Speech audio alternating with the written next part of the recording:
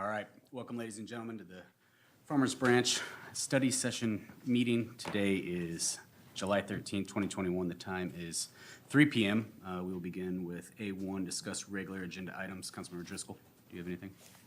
Not right now, no. Councilmember Merritt? Question to the mayor, how would you like to handle some of the consent items in so much as, one was the review of the storm drainage. I do have some comments on that. Do you have comments or do you have questions you want answered right now? Perhaps more there's comments. I don't think they'll. I'd say make them right now, and if we need to address any of them, we can. Okay. So, Mr. Bentley, if I may, thank you for allowing me the opportunity to review the document. I know it was on our agenda for our last council meeting. I did have an opportunity to review it. It is well laid out and much improved from the previous one. Do have a couple of questions related to, do we have plans for a future review? There wasn't a segment or a paragraph in the document when we plan to review that again. I think that falls in line with the mayor's approach of reviewing documents. That might be something we could bake into that particular document. It's not, we really probably won't review it unless there's a major change to the way storm events are looked at. You know, a curve or something is changed, then we have to implement that new curve for the rainfall intensities. Pretty much it's been this way forever, Sure. The same formulas and everything else. The only thing that changes is rainfall intensity. Okay. And then there were several references to other ordinances that I did not find in the appendix or the bibliography. Is that just perhaps an improvement that we could make by adding those other ordinances that are referenced? Well, we could, but we don't want to make this document cumbersome because, you know, it has to be delivered across the line to, you know, other engineers, and if they want specific ones that it refers to, because not every one is going to be used on every project. So we try to keep all that extra stuff out just to make it manageable to transfer online and, you know, through email and stuff like that, anybody who requests a copy of it. Okay, and they are linked, I understand that, so that, I did see that as well. And then lastly, is there a, I did not see a flow diagram or process, kind of the end to end. I know that the engineers of the development are actually creating and following these particular rules, and then your office is reviewing that work that is provided. Then obviously the item is actually built and constructed, and then there's a verified process that, you know, what they built meets. So there didn't seem to be an encompassing, simple flow diagram that shows how all that works. Is that just an assumed that that's how it works? Yeah, in the overall development process, this is a small cog in the wheel. Okay. It's just, you know, we have a process for the overall. This is just one little piece of the overall that fits in. So, no, we do not have a flow chart that says, here's how the drainage, you know, review and everything process is going to work. It's all part of the same process, the review process that we go through every set of plans. All right. And then I didn't find a definition for private development in the definitions table. Is that, I think that was pretty well assumed just by the term itself, private development being not public. okay. We could add one, I don't have a problem with that, but I think that was just the assumption that Okay. was pretty well defined. All right. That's all I had on that. Thank you again, Mr. Bentley. Appreciate that opportunity. And let me look again. I don't have any other questions at this moment. Thank you. All right, thank you. Councilmember Lynn? A couple things, but first, I knew there was something different here in the room, and I just noticed when I looked up, it's Tom Bryson. So, anyway, good to see you again. I have questions on I-4 and I-9. I'll do I-4 first. And I just would like to know what we hope to accomplish that was not done previously by reestablishing this committee. And so, oh, okay. Okay, I-4, related to the reestablishment of the Betterment Committee. So, TxDOT delayed their design build contract conditional award associated with that. We were hoping that that would have been awarded by the end of May, so we could finalize any recommendations or items that would be funded as part of the $2.5 million that council has already granted in the budget.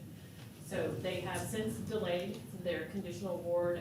It is now slated to be awarded at the end of this month.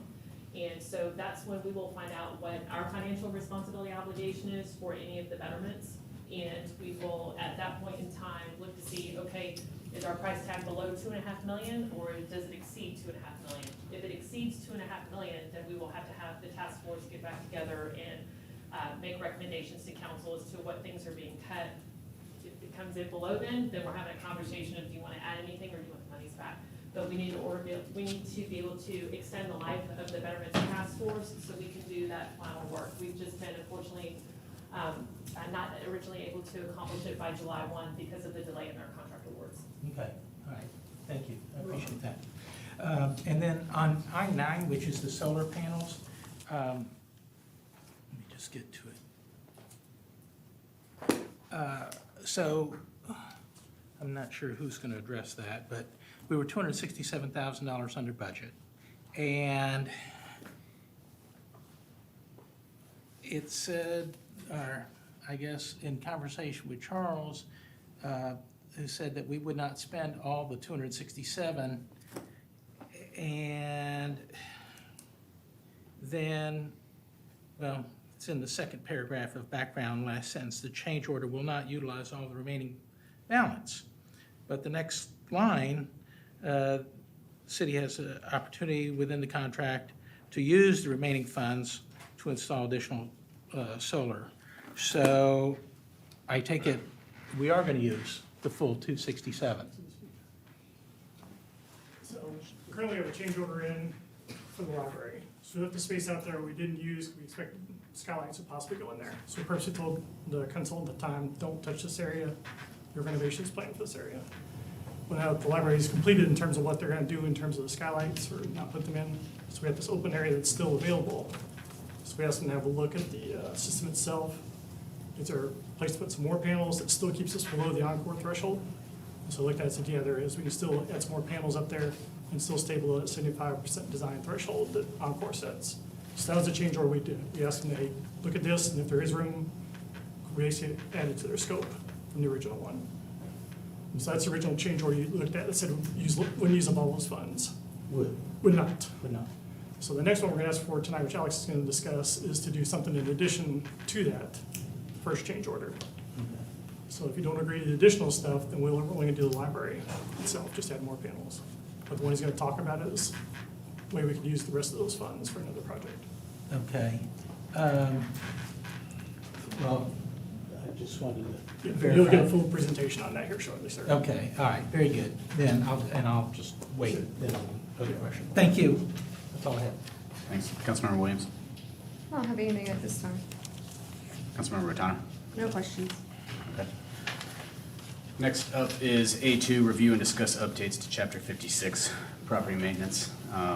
For this one, we're gonna let Leo go through his presentation, and then we're gonna do 2 rounds of 5 minutes each for council members to ask questions or make statements. I'll run that clock while Leo or any of our staff is answering one of your questions. That will not count against your time. It's purely just so that this doesn't go for 3 hours, and in an attempt to make sure everyone gets an equal shot at having their voice heard during this. So you can yield your time to, I guess, you don't have to use your full 5 minutes if you don't want.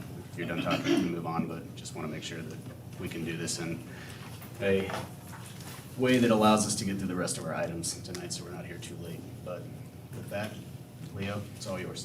Good afternoon, council members. Leo Bonanno, Code Enforcement Manager. As Mayor Dye said, I'm here today to present to you what is hopefully the last draft of the updates proposed for Chapter 56. You all got a pretty lengthy presentation, and hopefully, as my notes indicated, you know that I will not be going through all of that with you today.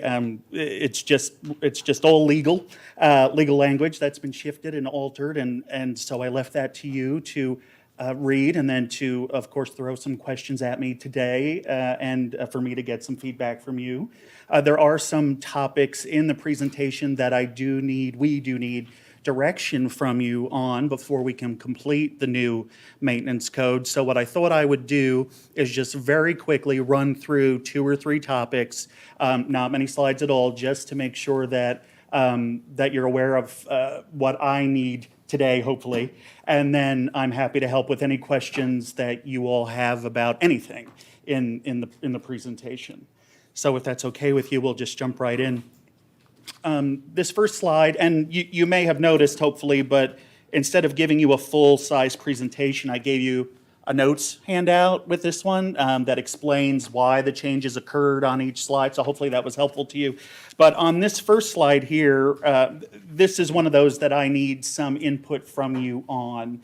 During the past meetings, we have, of course, discussed altering the height restriction for grass and weeds, and I haven't gotten a sense from you as a group as to where you would like to land here. So as you know, the current prohibition on grass and weeds is 8 inches. 12 inches was proposed by the Code Enforcement Task Force. And so far, that's where I am. It's either 8 or 12. So this slide offers both of those, and in an attempt for me to get a final answer from you today so I can put it in the official document. The next slide talks about tree stumps. And one of the main, we did talk about this briefly last time I was here in front of you, but what I'm hoping to get from you today on this topic is, if you recall, we altered the requirement so that stumps no longer have to be completely removed or grinded down to grade. We will accept a stump cut down to 6 inches or less. That was, again, proposed to eliminate some of the financial burden on citizens. Once you bring a grinder in, the price of a stump, addressing a stump, increases dramatically. So that was the proposal on this slide here, and I was hoping to get your feelings on that as well. The other 2 topics that I'll mention very briefly is on slide 41.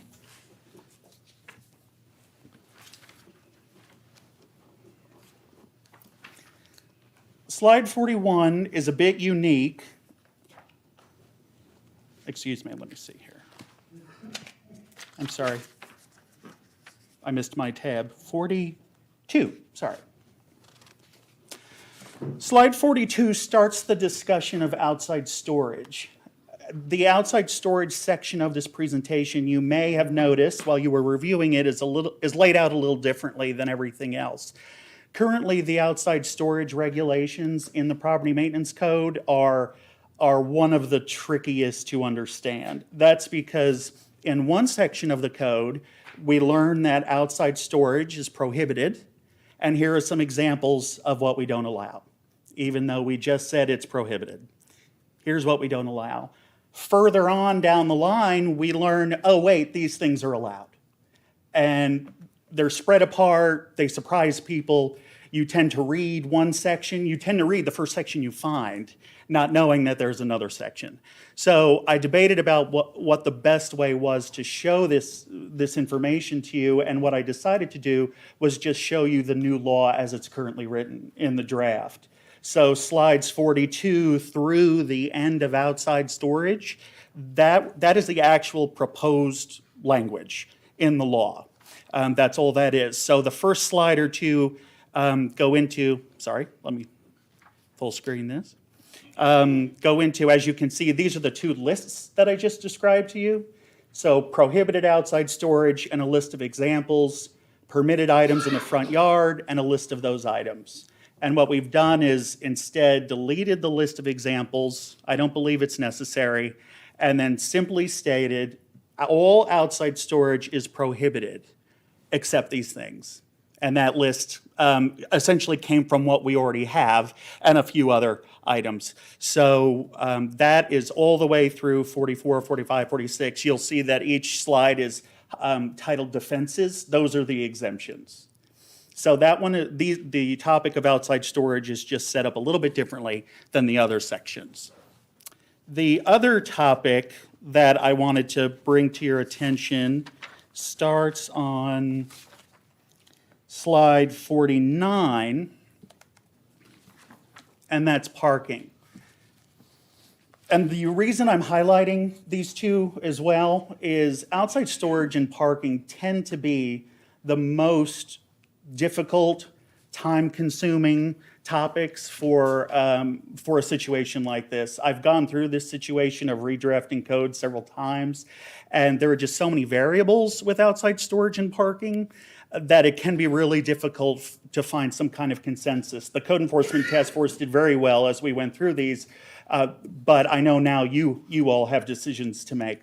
So what I just thought I would mention here under outside storage and parking is currently outside storage and parking appear to be the most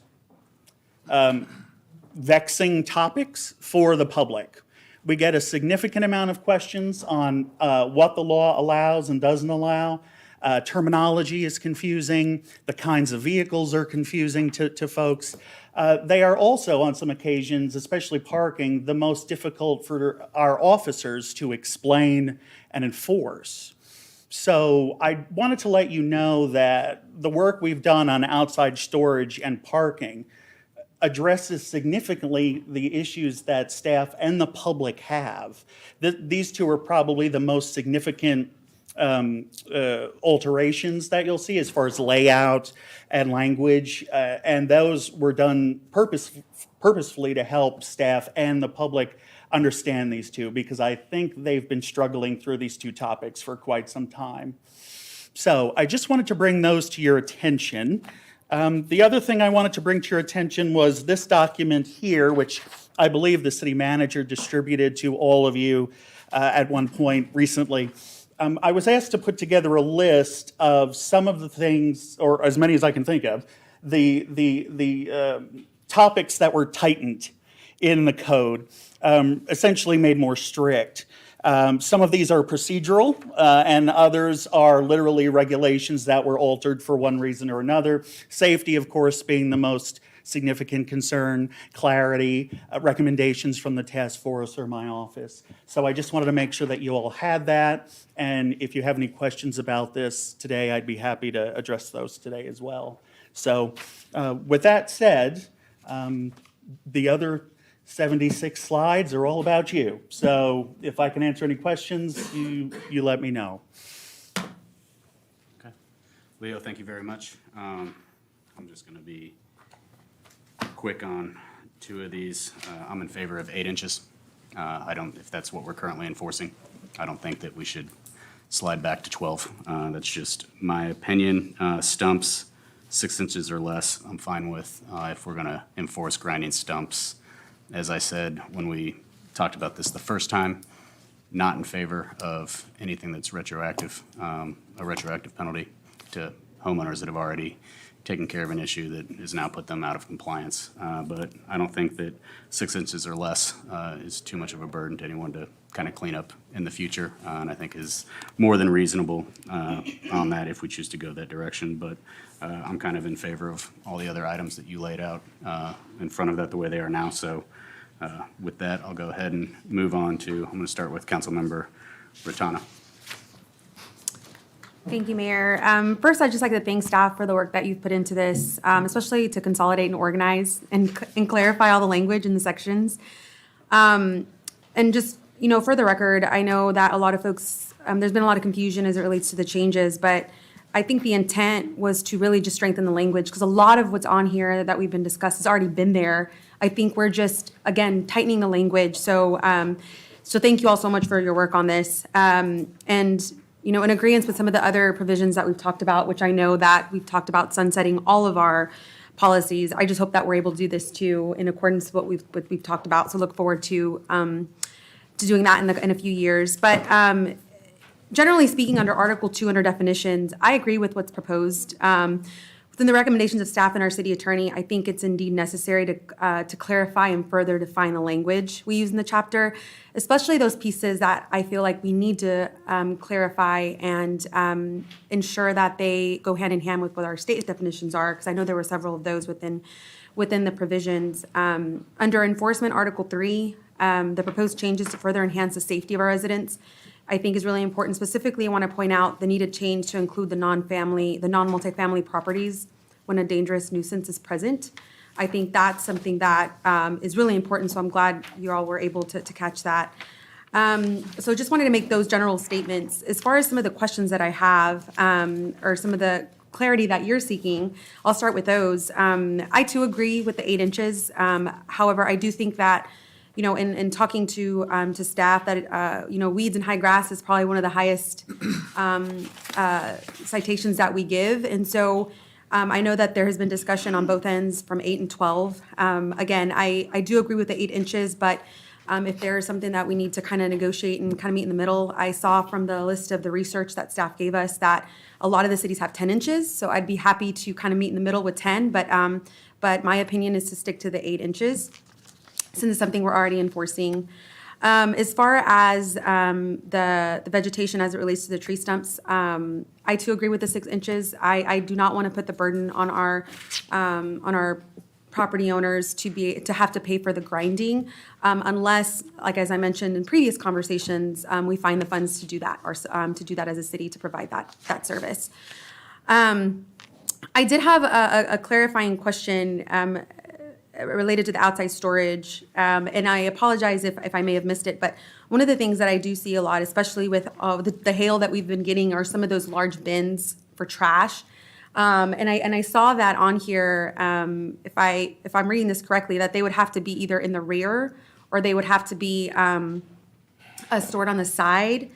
But sometimes it's very difficult to get those things to the rear of your property. So I'm wondering, is that something that's addressed here that maybe I missed? And what I'm talking about is those big, when you're, for example, the roof, when you're trying to, put a new roof, a lot of those bins, they're huge.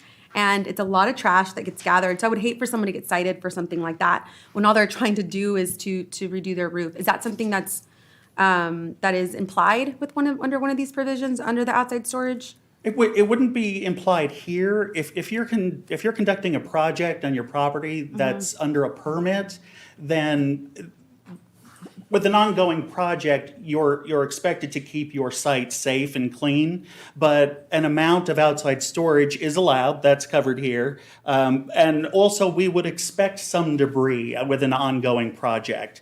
All we as code officers, and most likely the building inspectors too, just want to make sure that the site stays safe. Sure. So in your example, if there's an active permit on a site where a project is ongoing, the trash kind of gets a little bit of a pass, just a little bit, just to make sure that it's being wrangled and emptied regularly.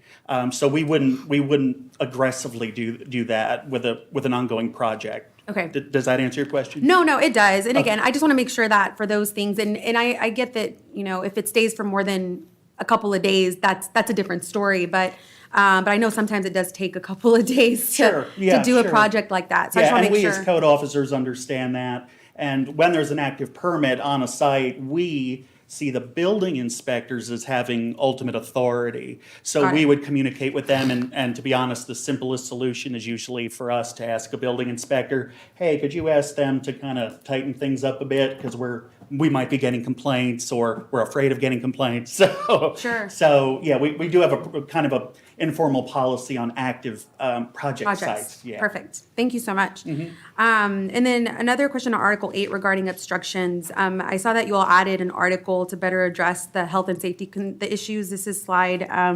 68. Just a general recommendation, which I think is great. One thing that I wanted to ask is, does this address obstruction by vegetation? Because one of the things I hear sometimes is related to when you're trying to turn and there's vegetation that's blocking. Would that address that? Yes. Okay, perfect. And then I think my last question I have is related to, I think that's probably it. And I think in general, one of the things that I wanted to ask is related to, one of the things that I find, and I'll give the example of, the obstruction of the sidewalk, right? I think that, and I don't know if this is part of kind of step 2, is to try and find opportunities to educate our constituents on some of these things. I think it's not for lack of wanting to comply. I just think they really don't know. And I use that example myself when I'm reading some of this, just asking folks like, hey, did you know you're not allowed to block the sidewalk? It's like, well, I know, I didn't know that. I just have a really big truck and I don't know where to park it. So, or the 5-vehicle thing. So I think that, and I would love to kind of explore kind of a phase 2 of this to try to find opportunities. Maybe it's part of our National Night Out curriculum, right? Maybe it's adding it to our Unidos program, because I know that maybe some of our Spanish-speaking families aren't aware of some of these things. So anyways, and I don't know, I would love to kind of get your thoughts on that and see if that's something that your staff has been looking at as well. Yes, we have. We had a pretty substantial educational program in my last city, which I plan to just copy and paste over here. But it involved attending HOA meetings that we were invited to and educating folks there. I actually have an officer this week visiting a school to speak to students. Mailings of all different sorts. In fact, a mailing is going out this week because we're having an issue with unmaintained easements. So we're mailing an educational letter to everyone in a community rather than write up everyone in a community, just to give them a chance to learn the law and do what's right before we have to come in officially. So yes, we do think it is my philosophy that it's always education first. Enforcement starts when education fails. So we try several methods of education, as many as we can think of and as many suggestions as we can get. They're all welcome. So education is a big part of who I am, and my staff is open to that too. They've been very receptive, and they like where we're headed in that direction. So education is definitely a boost from when I first arrived. Sure. No, yeah. I love that. So thank you so much. And one thing I would suggest, and that worked in my previous life, was, sending out something so cumbersome, people won't read it. But one of the things that we did was we highlighted a specific piece of the code in each of the newsletters that was more relevant to the season. And so, but anyways, happy to discuss that further offline. But just thank you again for all of your work. I appreciate it. Thank you. Councilmember Williams. Well, Leo, we have gone over it over and over and over again because I was with you as part of the task force. So as the task force, we agreed upon the 12 inches just because that seemed to be the standard across. I don't think there were any hard and fast, like it has to be this way or the other. It was a matter of, can we address the ones who are in bigger violation? Can that be a more of an emphasis than someone who let their grass overgrow over a week because there was rain Right. and they weren't able to get the mowers out? So, or their mower broke down and they haven't had a chance to, have it repaired or replaced. If that's not gonna be the hill that I die on, though. So if the council really wants it at 8 inches, let it be 8. And so, as far as, what we came up with is what I recommend, and so that's, where my stance is on that. I appreciate all of the effort, because I know this has now been, ongoing for you, well, since October, and then really ongoing for you since we started the task force in February. So I appreciate the fact that you're willing to just keep at this grindstone. So that's commendable. Thank you. The only two things I had, I wanted to say, because we did this week, I had a resident reach out to me over the easement issue, and that was one of the things that she stated. I actually gave her a call, and I said, sometimes our neighbors just don't, if they've recently moved in, they don't realize that what's behind their fence is their property. And she's like, I didn't think about that, and they haven't lived here for very long. And she goes, maybe I should just go and knock on their door. And I said, that's always that's always a good idea. You know, that helps to build that neighborhood, those neighborhood relationships anyway. And they just may not realize, especially with there being power lines back there and all of that, they think that that's the city's property or something else. So I really appreciate that you're sending out the letter. So she had given that idea as well. So I think the education is definitely going to be key on that. So I think education as well for our residents on how to address their complaints is also going to be key. I have, since I've taken office, I've gotten lots of emails about code enforcement. I was actually teasing the mayor earlier that I didn't realize that half of my job was going to be as a volunteer code enforcer. I think educating our constituents and our residents about how to properly handle those issues, if there's a code violation, if there's a lack of permitting, if there's some kind of issue, addressing that with the correct department before council gets involved, because we end up kind of slowing up that process. And so I would just encourage all of my fellow councilmen and councilwomen, to be that advocate, to educating our constituents on how to properly handle code enforcement, because I don't think any of us are skilled enough or prepared to be code enforcers. So that would be my comment on that. The only question, because we did not, in the task force, we did not handle the on-demand storage. So I had just a couple of questions on that, just for some clarification. So on 71, and I think it carries over 72 and 73, on those three slides. So on the on-demand storage, are we talking about like the pods? Okay, so according to this language, it sounds like in order for them to get a pod, they need to come in and get a permit from the city first? Yes, And is there a fee associated with that? yes. Okay. I'm going to tell you, I don't agree with that. I think people who are moving or handling major remodels or things like that do not need another permit that needs to, and the cumbersomeness of that. I think, I understand what you're trying to do, because it becomes an easy way for us to track it so that we know, hey, this is where we need to follow up. But I know we have a property in Dallas that we were just renovating and had one of the pods, because everything had to be moved out. We didn't need a permit for the project because it was really flooring. It was redoing carpeting and laying flooring and all of that. We just needed a place to locate all of this stuff while we were doing that. So we rented a pod. And if I had to go mess with the city of Dallas to go get a permit to get that pod, you have to rent them by the week anyway.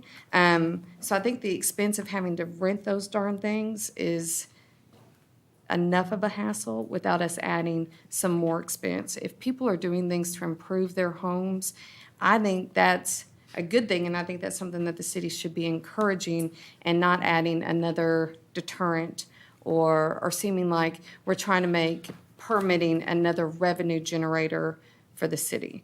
So I'd like to see a different approach to that.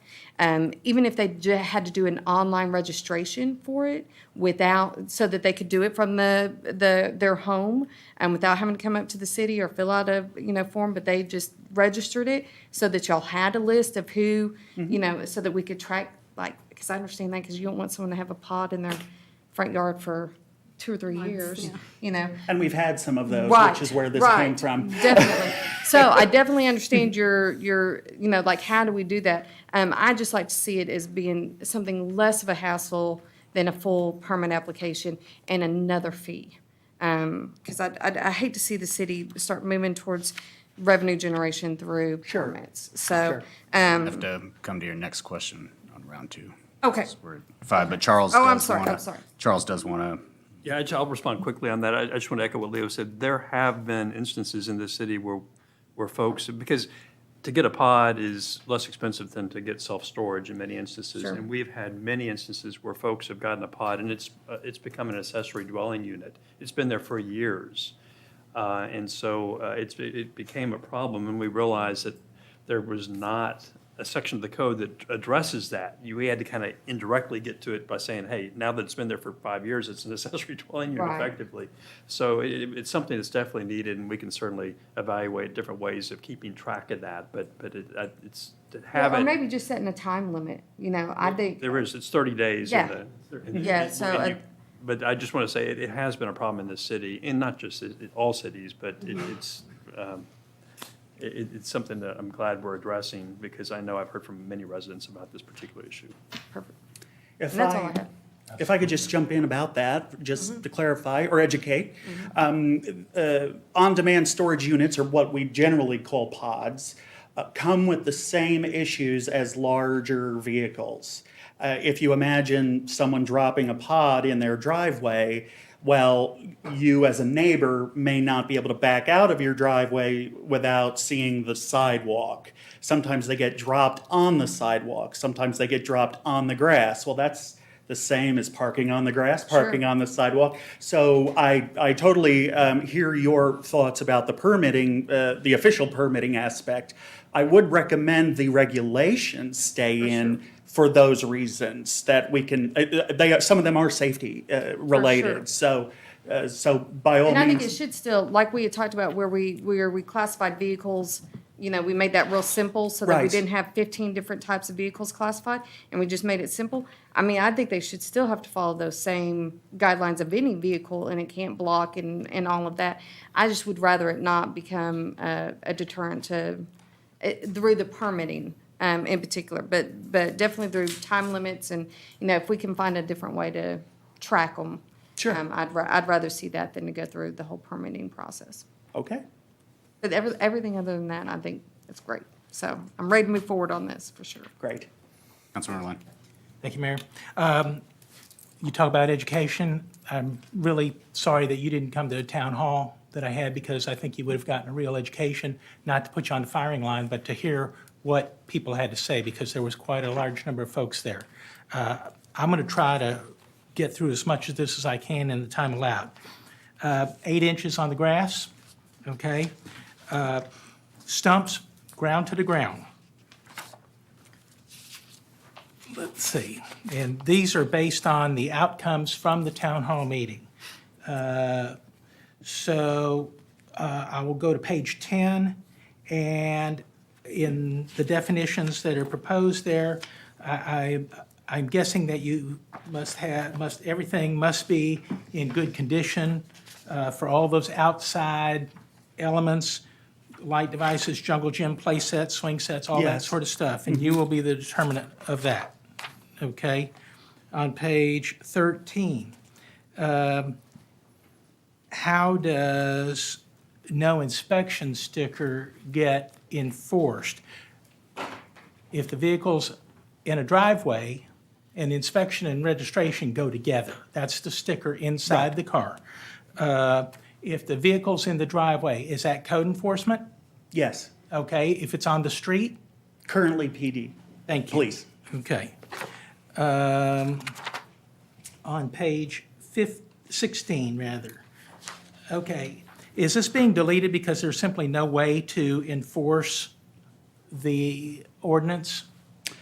It was explained to me by our legal department, Kevin Laughlin helped me with almost all of this ordinance, that he focused in on, if you look at that first sentence of the second paragraph, attractive nuisance, that starting with that paragraph specifically was, in his thought, way too broad and had to be trimmed down or eliminated completely. So it was a legal department recommendation that come out. He also said that the overcrowding was not a property maintenance issue. You can make that argument, and we can deal with it as another issue in like zoning or land use. So it doesn't necessarily have to be here to be enforced. Okay. So he recommended that come out as well. And the second one, let's see, again, too broad. Whatsoever endangers human life, the legal department felt was just too broad. So that's why those all came out. Okay. Where does nuisance for standing water and inoperable swimming pools stand? Where would that fall? I'm sorry, did you mean inoperable vehicles? Inoperable swimming pools. Inoperable- Because you talk about abandoned refrigerators, inoperable motor vehicles in the first paragraph, whatnot, unsound fences or structures, lumber, trash, other debris. Well, what if there's a pool, swimming pool that's left unattended? This has happened in our city. Sure. And not only is it a safety issue, but it's also a mosquito issue. Where, anywhere is that mentioned, or do you need to make note to go back? No, stagnant water isn't actually addressed by code enforcement. It's addressed by our environmental health manager, and it's in chapter 34, I believe. Okay. So that's where, we haven't touched stagnant water in our office. That'll stay with public health. Okay. Okay, on the next page, hold on, which would be 17. So I guess, one of the questions came up, what about smells, rotting carcasses, smells from chicken coops, et cetera, that neighbors have to be exposed to? Would that be carry on page 24? Under that? Rotting animals would be defined as carry on. Odors are specifically dealt with in chapter 34 as well. Okay, all right.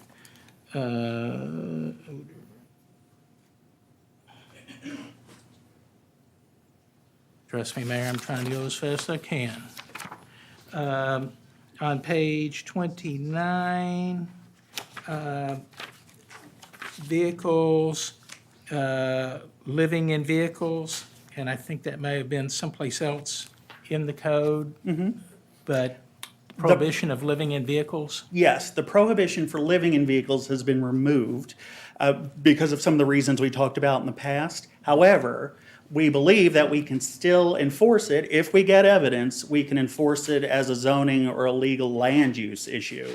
Okay, let's say somebody pulls up and they're parking at a park and living in a park, and they're there for the 48 hours that they're allowed to stay there, living in the vehicle. That's not, a parking space at a park was not designed to be a housing space. Right. Okay, so we probably need to have some additional conversation about that. So, We certainly can, but just keep in mind that a city park is just like a city street. It's public property. So code enforcement might not be the one to address it. That might fall to PD as well. okay, because we don't allow living in the park. I Okay. think that's a good idea. All right, on page 35, when you get into multifamily dwellings and apartment complexes, I didn't see anything about exit and emergency lighting, and then debris that's left on site. I'm assuming that would be covered under one of the other sections here. Yes, both but- are. But, and the lighting is also? Yes, it is. Okay. All right, just making sure.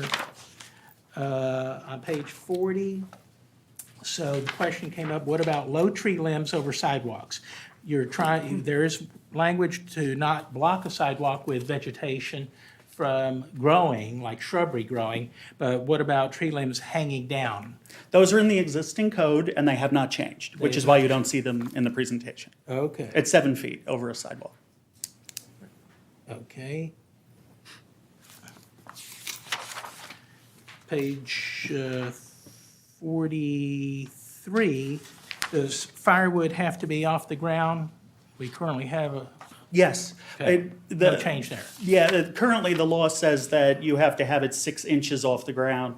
Well, the Code Enforcement Task Force raised a good point, which is rats jump, and 6 inches really isn't very far. So instead of a specific measurement of 6 inches, why not say you have to store it in a manner that will not allow rodents to get there? And then the code enforcement officer driving by can say, yes, that's good enough, or no, it's still too close to the ground. Okay, all right. Next page on 44. So this screening of bins, based on feedback from town hall meeting, bins must be screened from street view, even if on the side of the house. So residents don't want to look at bins. So you said if they're in the front, stored at the front of a primary structure, must be completely screened. You didn't say that for the side, Correct. and so we're going to have an issue with that. So I'm just saying that's point to take note of.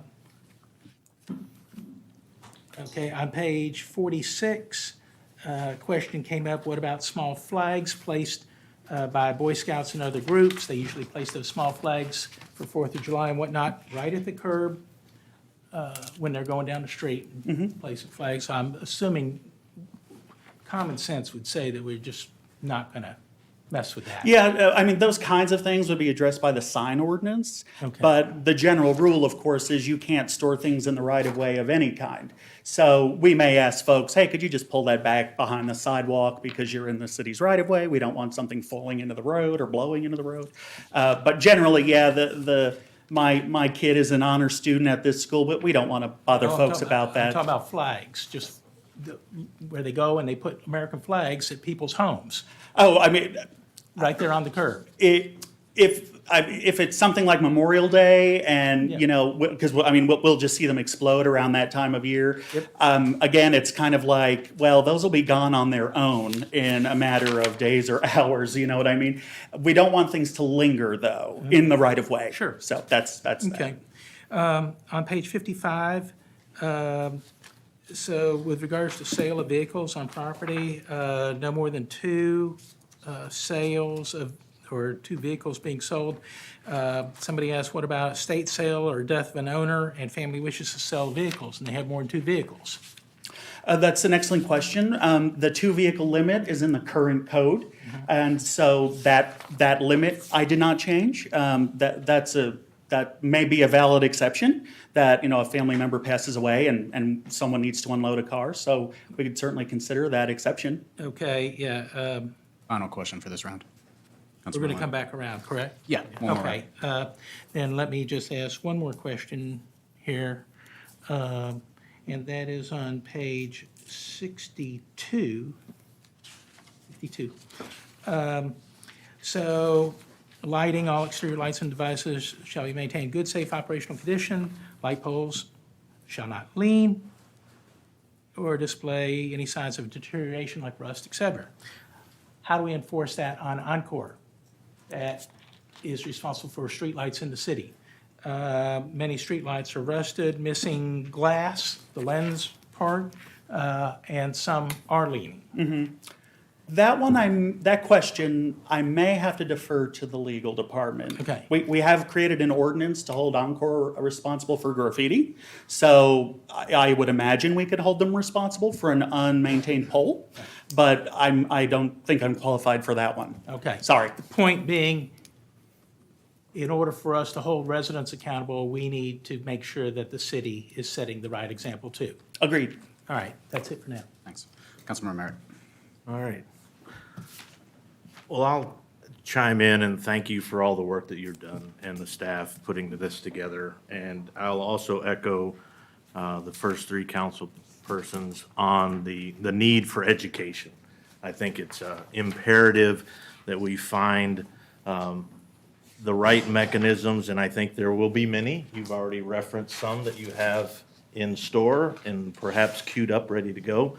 But I think there are probably others, and Councilwoman Ratana mentioned some as well. In doing my preparatory work for this review, I did scour the internets, and that's meant to be humorous. And there are other examples of cities, and you mentioned that you came from another city where you had a program. There are other examples of use cases that are very self-explanatory once you see, if you have this, this is what you need to do. The old proverbial, this is good, this is bad, you know, wanted and unwanted, those type of things. I think it's probably in our best interest that we level the playing field as best we can with as much information in that regard as possible. So let me answer your questions first. I'll go back. 8 inches for grass, that's no change. And remind me the current language for stumps. The current language says that if a dead or hazardous tree is removed, its stump must also be removed or ground to grade. The new language says that if a tree is removed for any reason, Right. then the stump has to be removed or cut to 6 inches, no higher than 6 inches off the ground. So what kind of problems does either case, existing or future, cause your office? What is the operating procedure that you're going to have to do? What do you do now versus what will you have to do going forward? And is one more onerous than the other? Obviously eliminating the grinding requirement will make enforcement faster and easier because it'll frankly be cheaper for homeowners. And it'll also be cheaper for the city if we have to turn around and deal with a stump, which we can do just like cutting grass and tree limbs and so on. So it'll be cheaper for us as well. I guess to be frank, in my time here, I have not heard much about tree stumps in our office. Not many complaints. I know that this was a bigger discussion before my arrival, so maybe that's where it kind of ended. It's still out there, but it hasn't come to my ears. But as far as tree stumps go, I haven't heard much come into my office as far as complaints and things go. So I'm sorry, I'm not sure if I answered your question. Did I get there? No, yeah, you. Okay. It's difficult, the bottom line. It's difficult to ascertain how much change imparting the language difference is going to create. And so that's the point I was trying to emphasize. Let me see. Let me go back. On the definitions, I also want to comment that I think the way that we as the city put together the presentation for consumption in its PowerPoint, death by PowerPoint, was not exactly in our best interest. Having had to do many presentations in my former life, as you sometimes use the phrase, you want to get to the point. And you also referenced, you had the one pager of here are the things that are changing. I think that would be most prudent to share with the public on here are the things that we're changing. And subsequent to that, in an appendix, much like you've done for us as council, this is the rationale behind it, could be an appendix. People can tolerate one page. I had several folks that I shared this with that consume the 77 pages to understand, and the presentation style was somewhat difficult to consume. And so I'll provide that feedback Thanks. as we go forward into the next round where the public will actually be in front of us again.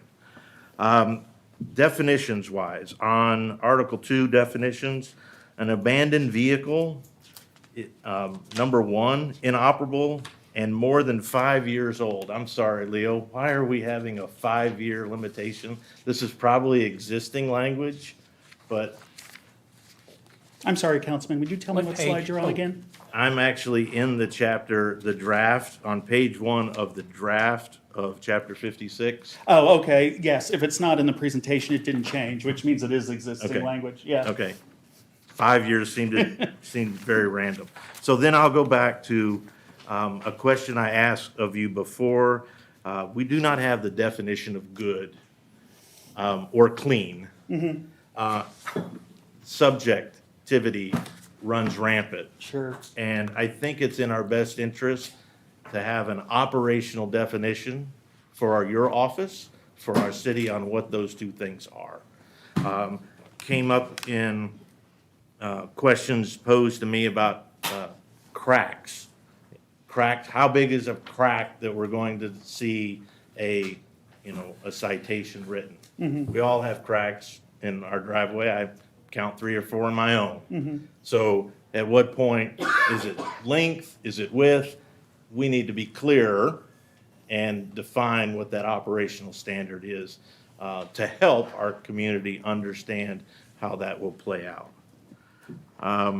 Let's see, I'm caught in the middle because I was trying to keep up with the other council folks. Pardon me while I go back.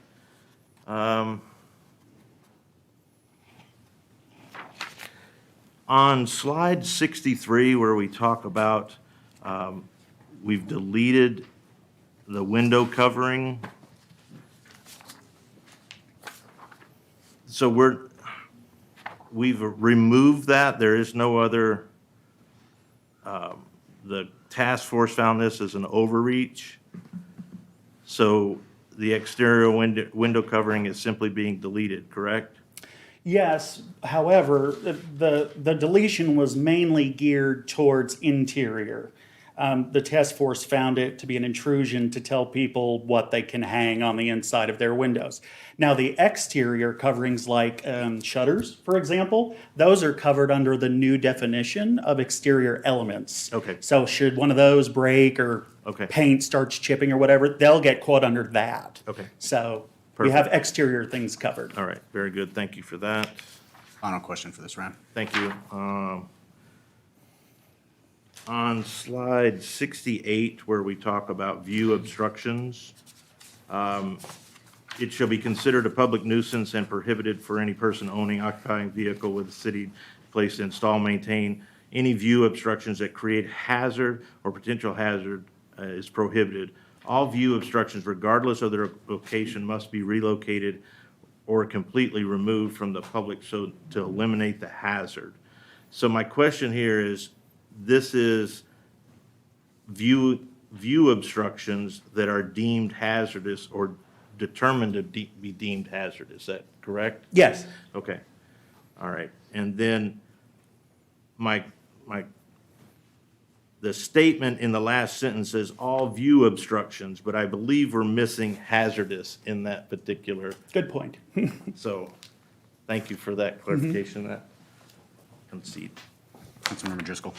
Yes, I intend to be brief. We've had, I think this is the third or fourth presentation just from you, and echoing the colleagues' comments, I want to thank you and your staff. I know you've put in a lot of work on this, as well as the Code Enforcement Task Force. In reading through these two documents you presented us here with, I mean, one's 50 pages, one is 70-something pages. I'm not going to go through with the fine-tooth comb. I think you've done a very good job, and I particularly like the way you've put, you know, the current and then the proposed change and your notes there. I think that's very, very useful. And echoing my colleague David, you know, I think that's very good if we can make that accessible to the public. So there's so much confusion in code enforcement. I think that would be very useful. And then to your two specific points you wanted guidance on, I know from the task force, they were recommending the 12 inches on the grass, and from our research, many of the communities are at that point, and I've had several discussions with people living in other cities. The consensus I've gotten personally is most cities are at 12 inches, but if it's the wish of the council to keep it at 8 inches, I'm fine with that. On the second point about stumps, I think having it where people do not have to grind it below the 6 inches, I'm very good with that. I support that fully. And I certainly don't support taking retroactive action against residents who, you know, cut down stumps in years in the past. On the outside storage, I've also had questions about the pods. And I think you've addressed that pretty well. And I think in the language here, don't they just have a $20 fee for the? I believe it's 30 or 35, I Okay. believe. All right, yeah, but I mean, I understand, you know, your point, Ms. Williams, but given that people do have to rent them, and if it's only a $20 or $30 fee, I mean, that's a small amount of money if someone's renovating their home. So I'm all right if, you know, you feel it's the wish of the council to keep that fee.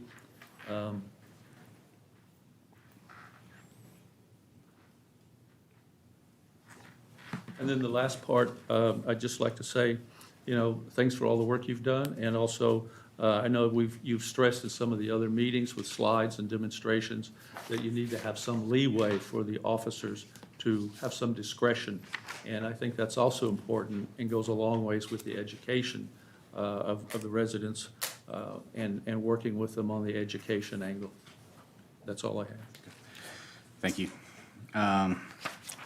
In regards to the pods conversation, I've had I guess, preliminary conversations with Charles about taking a holistic look at a lot of our permits and which ones just take too long and which ones that are ministerial in nature should just be done online, where you can print something out at home to help expedite the process so that homeowners, we're not holding them up in terms of renovating their home. So I think looking at that and a lot of these other things, I think we as a council, just keep in the back of your mind, what else have we heard or found that has been, somewhat of more of an onerous task with residents in terms of getting things approved and started to make their homes better, and just take a look at what we can move to something that's a little bit more expeditious online and quicker to help those processes along. So, I think it's a good point with the pods, but with other things as well, I think we should just have a portal where that can happen more quickly. I don't have any other comments based on this. I do, as I've been taking notes, when we get back to you, Councilmember Merritt, would still like to hear your opinion on the stumps.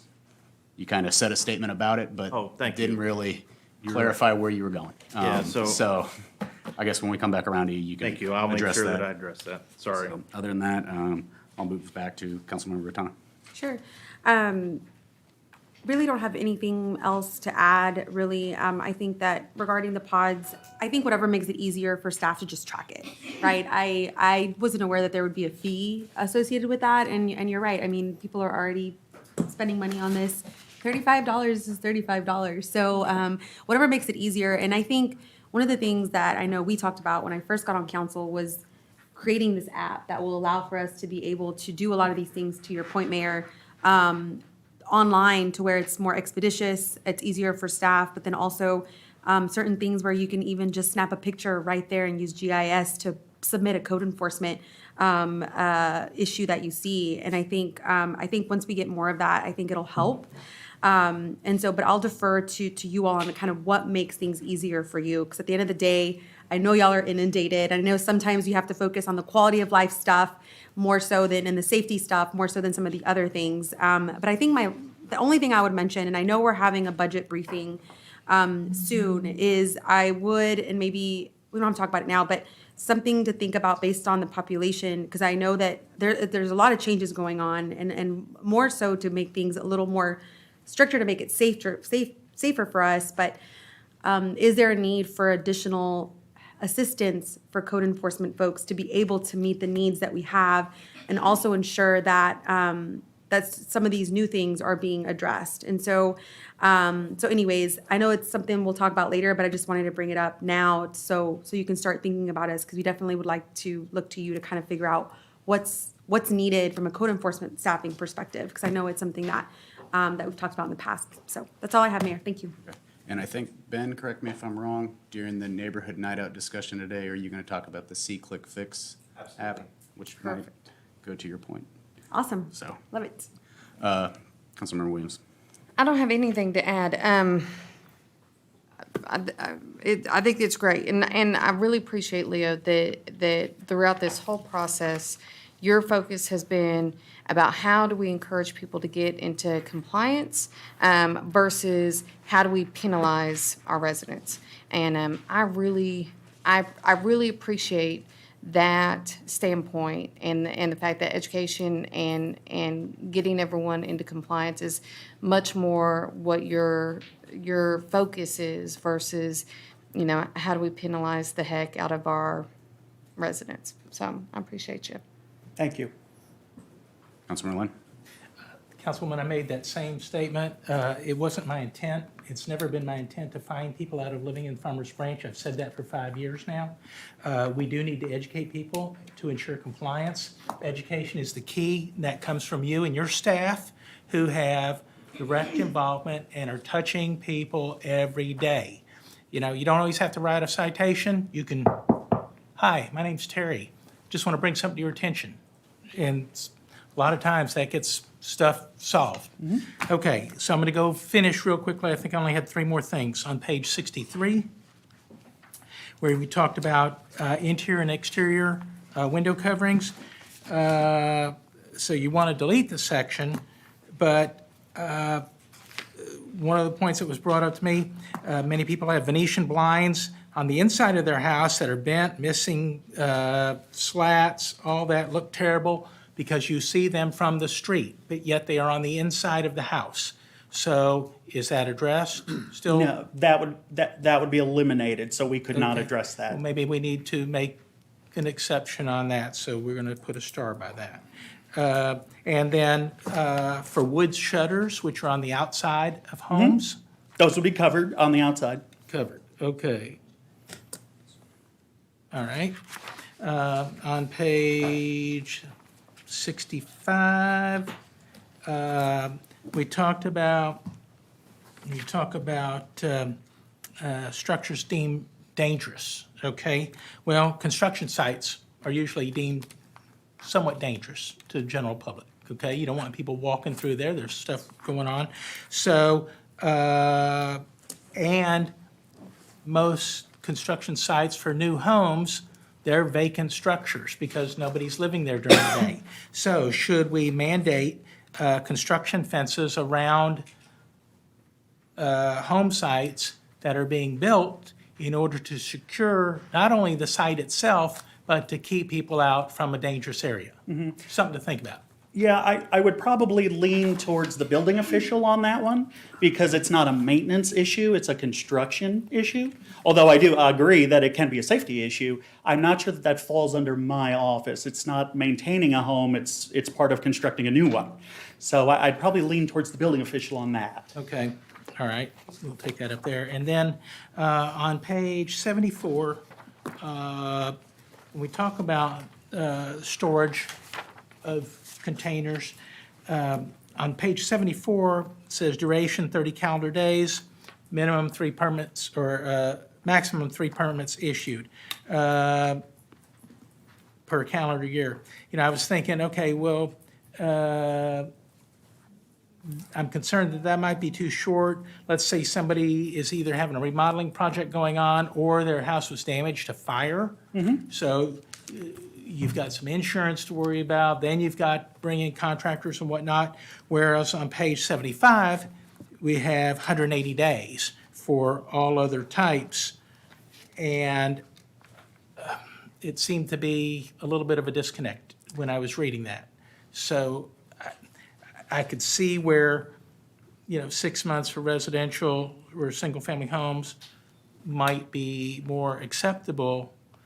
We know they're going to go away in time. We just need to set what that time is. Right. But what you might consider too is those 3, if we allow 3 permits per residential home per year, they can run concurrently, not concurrently, consecutively. So Depends on that 90 actually days. equates to 90 days. Yeah. If they want to just get permits back to back, you're still limited to 3, but if you think about it this way, you can get 1 permit in November, 1 permit in December, and then they reset in January. So now you can go January, February, March. I'm not saying that's ideal, but you see what I mean? If you look at that consecutive aspect of it, they do get more than 30 days if they play it right. Understood. I'm just thinking of more reasonable type of issues where we have people that, we're encouraging people to renovate their homes, to demo and rebuild, whatnot. But there may be some circumstances where they have to have storage for longer than 90 days, and they're going to be penalized. Okay? Whereas over on page 75,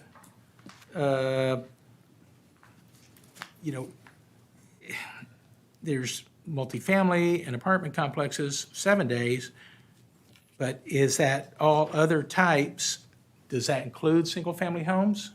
No, that would be Business? like commercial, yeah. Okay. Yeah.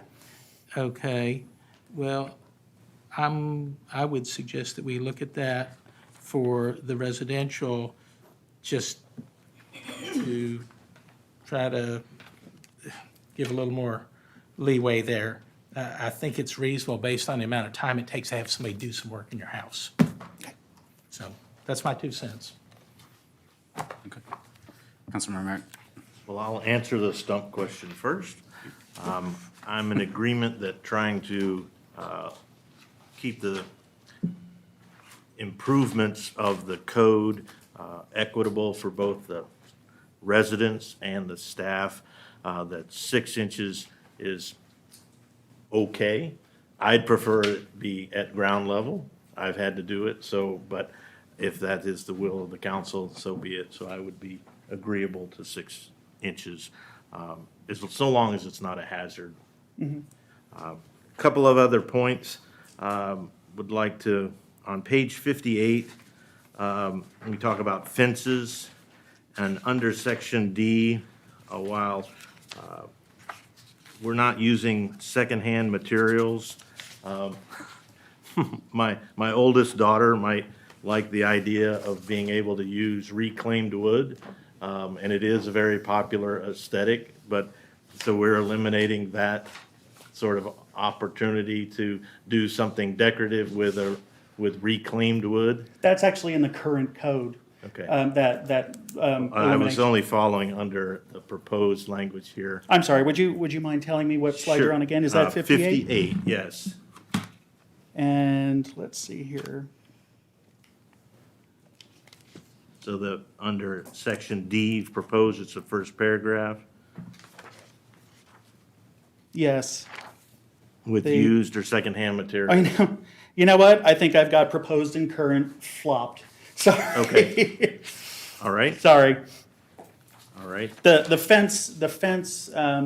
fence language got significantly shorter. It was essentially Okay. keep your fence in good condition. The Okay. materials for a fence would be governed by the building code, Okay. and when you get a permit, you tell the state, you tell the building department what material you're going to Sure. use. So I think that's my fault. I'm sorry. I think I swapped Well, language. then that also helps on the last one on letter G, which is a fence, the ownership which cannot be determined is exempt from the subsections. And I can't imagine a scenario where you can't determine who owns the fence. Well, But- there is one scenario, I guess, which Okay. is it's either on the property line or it's too close to call. Gotcha. So sometimes that does happen. All right, fair enough. So we'll fix slide 58 with current and proposed in the right places going forward.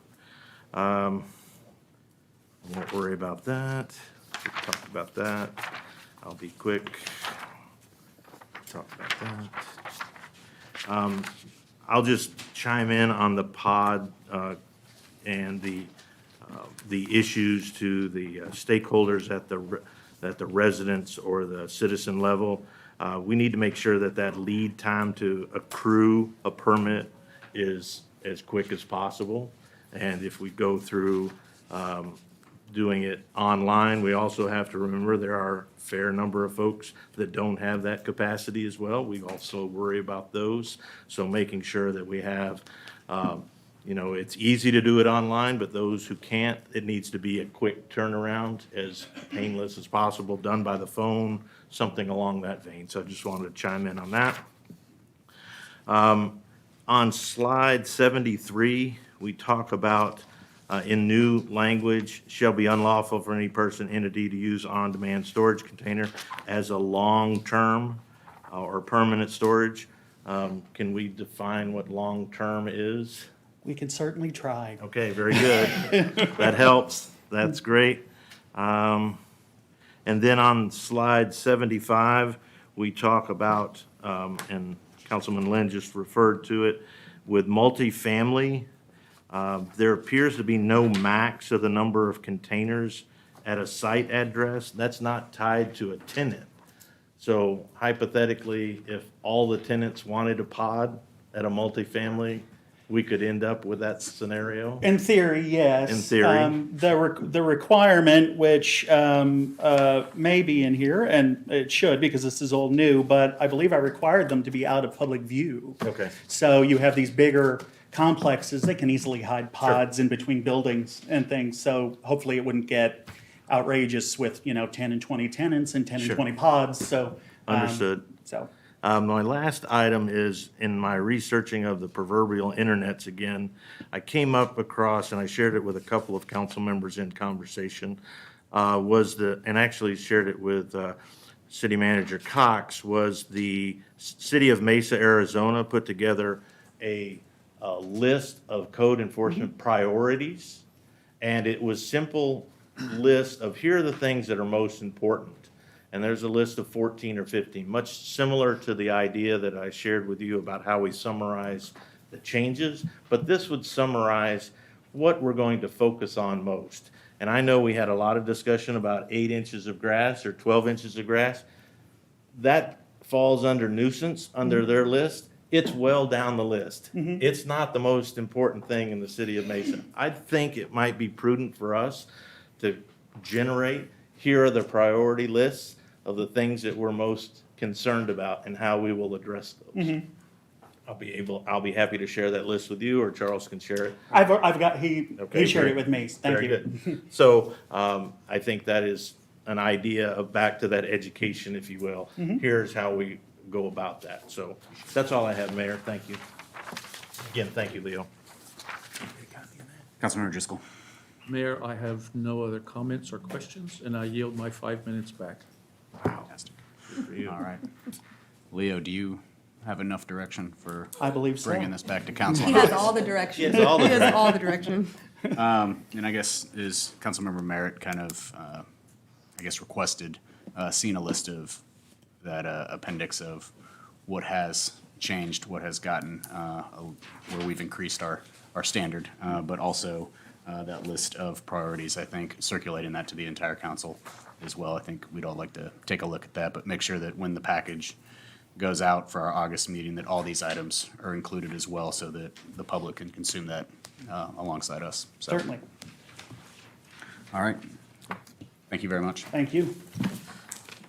Next is A3, discuss the fiscal year 2021-22 budget process.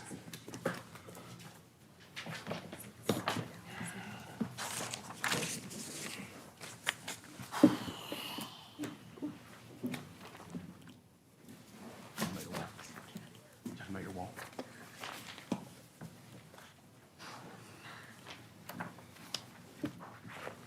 Good afternoon, Mayor, Council. As I was pulling up the slide, I'm sure you were pleased to see there's only one slide. So let's just jump into some timing. I think it will be helpful, I hope this is helpful for you to understand kind of some of the key dates and how we'll progress through this and what we know when and those sorts of things, to be a little bit helpful. So you are here, July 13th. With the study session presentation. And after the budget is presented to you as council members, you should expect there to be a study session item to discuss the budget at every opportunity that we have for a study session. So questions or here's this update or whatever, we'll have a stated time within those study sessions to be able to address things. Moving forward through the calendar, I actually have like a this just in update. Printed on your slide here talks about DCAD, our valuation organization, third party. Them providing that valuation of property values by the 26th. Since I've been sitting in this meeting, I saw them send a note saying that they would be able to certify those values on the 22nd. So that's good. So between the 22nd and the 30th, I refer to that 6-day business time frame as say a little prayer for your finance team professionals, because we'll be working really, really hard to churn information and kind of get everything together in a packet and ready to provide to you by end of business on the 30th. Moving forward, now this is a key date here. This certification that happens with Dallas County has always been one of those things that has been on the calendar. It has not been something where, as they're certifying the tax rate, it has not been something that we've been able to predict what that tax rate has been. But in this year, there are certain clauses that are going to kick in related to SB2 that is going to make it difficult for us to predict what the no new revenue and voter approved tax rates will be. So we kind of got to wait to see what that number is from Dallas County. As you know, the big driver of general fund revenue is property tax revenue. So what you will receive, so you see what I'm telling you here is I'm providing you a budget on the 30th that I'm still holding for some key information and I don't get until a few days later. So this is how we propose to handle that. At the budget retreat, what we will do at that time frame is go through the budget as you will have it presented to you. And any questions, this is how, and several of council members have been through the budget retreat before. We'll kind of unpack the budget and present all of the details as we know it best. At this study session on August 13th is when we'll have time to put that information that we got from Dallas County into slide format, get it to you in the number of days that is required for communication. So expect to have some sort of a tweak to the information that we went through at the budget retreat as it relates to tax rates, et cetera. But I want you to relax and not be too concerned in terms of an upward tick of a tax rate. Anything that we're receiving here is going to have an impact. We anticipate that impact to drive down the tax rate. I think of the study session presentations that occur after you have the budget as an opportunity for continuous budget tweaks, improvements. What you should also expect during the August timeframe, the August 17th study session is I will have heard and we will have had an opportunity to spend so much time talking about the key components during the budget retreat. We can hopefully distill some of that, make some tweaks to the financial statements as a result of comments and feedback that we received from you. Moving forward through the calendar, so I have two things listed here in September that you notice are sitting in red font. It relates to the timing for providing notice and conducting a public hearing. So this public hearing, if it's necessary, it would be an additional meeting, and it is all function and driven by what we find out on August the 6th. Last thing in terms of, our key steps, et cetera, is we are tracking and moving forward with the intent to approve a 2021-22 budget and all of its splendor, tax rates, et cetera, by September 21st, because that positions us to be able to provide that information to Dallas County for billing purposes by their deadline of the 24th. One thing that I wanted to point out to you in terms of the best ways to kind of help, so the budget is big. It's a lot of different components, a lot of different pieces, and if you don't deal in it all the time, it's just like, okay, what is this, what are you doing, et cetera.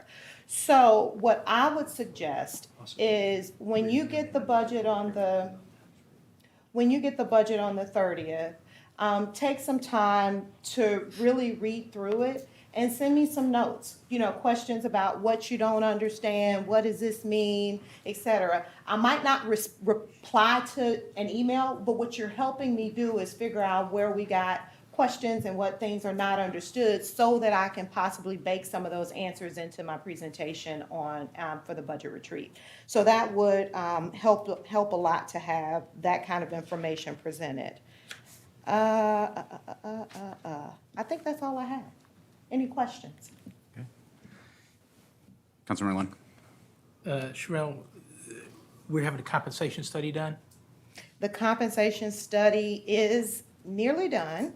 It's done. We're gathering the data for it. And it will be factored into the information that you receive in the budget on the 30th. Okay, thank you. Does anyone else have any questions? This time? Looking forward to the process. Yeah, For sure. I would agree.